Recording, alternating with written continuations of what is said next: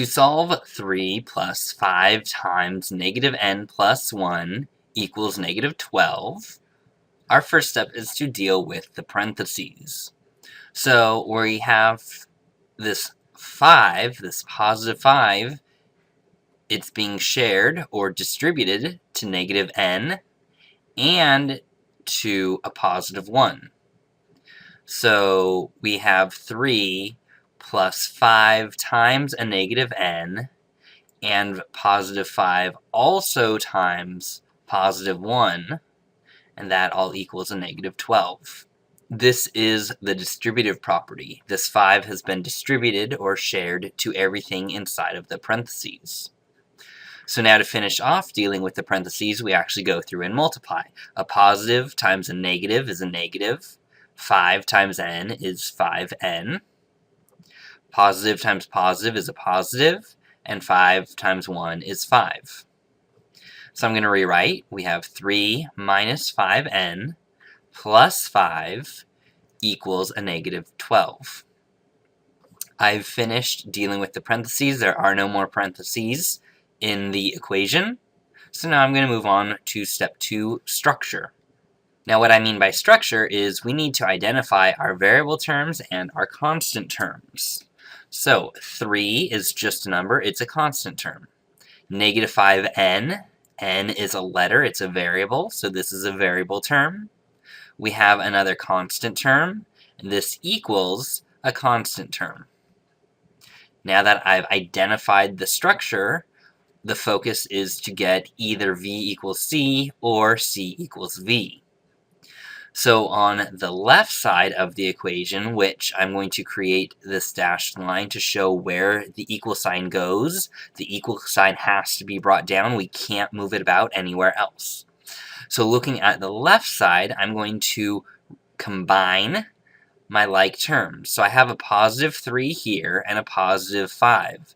So a positive 3 and a positive 5, that means I have a positive 8. I'm going to bring down this negative 5n,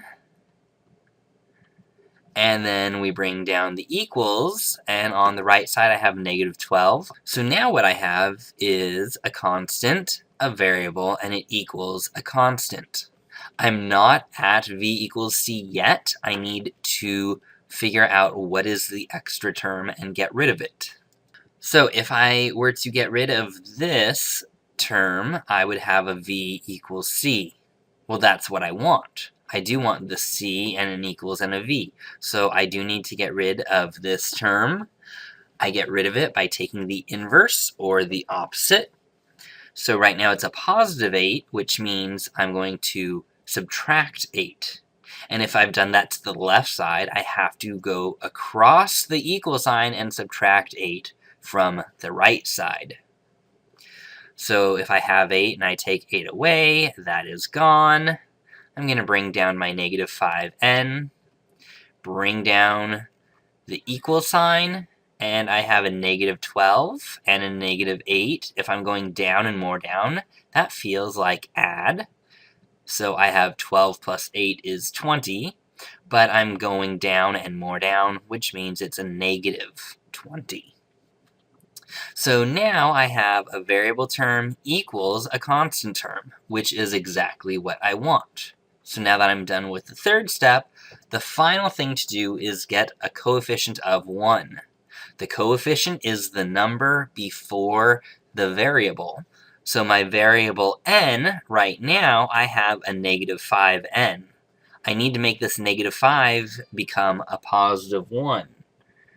So it's a negative 5 times n. That's what it means when the letter and the number are stuck together. So the opposite of multiplying n by a negative 5 would be to divide by the coefficient, sign, and number. Means I'm dividing by a negative 5. If I divide the left side by negative 5, I have to divide the right side by negative 5. Dividing negative by a negative means it's a positive. 5 divided by 5 makes 1. And so we bring down n. That all becomes just 1. And this is equal to a negative divided by a negative is a positive. 20 divided by 5 is 4. So a positive 1n, or we could just say n, equals a positive 4. Now, to check and make sure that my answer works, we can plug in the value that we found for n and see if it ends up being negative 12 is equal to negative 12. So I have 3 plus 5 times a negative n, but n we found to be 4, so I'm going to make it a positive 4 plus 1 equals negative 12. So now I have to think order of operations. So I'm going to deal with the parentheses first. A negative times a positive is a negative. So I have a negative 4 plus 1. If I'm going down 4 and up 1, they are going in different directions. It feels like subtraction. So 4 take away 1 is 3. And am I going more down or more up? I'm going more down, so it's a negative 3. So we now have 3 plus 5 times a negative 3 equals a negative 12.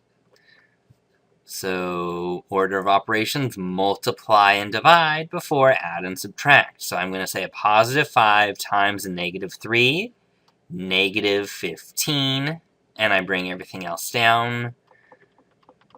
So I now have 3 minus 15. If I'm going up 3 and down 15, going in different directions feels like subtract. So I say 15 take away 3 is 12. And am I going more up or more down? I'm going more down, so it is a negative 12. I bring down the equal sign and bring down what's on the right.